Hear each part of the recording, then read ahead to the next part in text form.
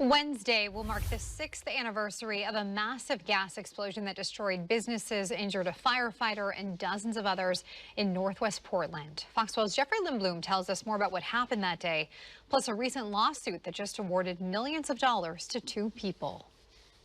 Northwest Gleason and 23rd looks like any old intersection in Portland, but if you were to stop the cars traveling behind me and rewind 6 years ago, this intersection instead told a story of destruction. I heard a first boom that was enough to knock everything out of my hands. We are in the blast zone. There is no building. Nearly 6 years after a massive explosion in northwest Portland, the words from people on that day still resonate for many. We got hot power lines down on this intersection right Even though the smoke has long since cleared, many can still recall every detail from that day.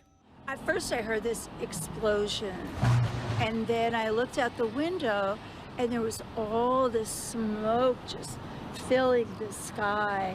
When it happened, a lot of people didn't realize what they were witnessing. I thought, what is happening? Is this the end of the world as we know it? But when the dust settled, it was evident the blast harmed many, like this man all those years ago. I was getting ready to get my car in the back, and the whole thing just blew up. Not only injuring people, but obliterating businesses. An employee at what has since become a tea shop tells me that she gets about a half a dozen people a month recalling that this used to be a bagel shop with homes just above. Just last week, a jury awarded two people severely impacted by the explosion a combined total more than $10 million.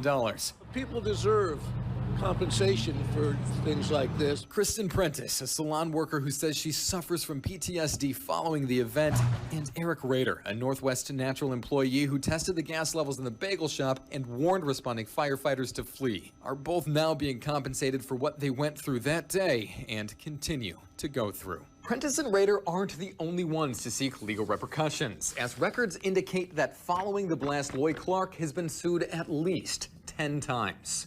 For Fox 12 Oregon, I'm Jeffrey Lindblom reporting.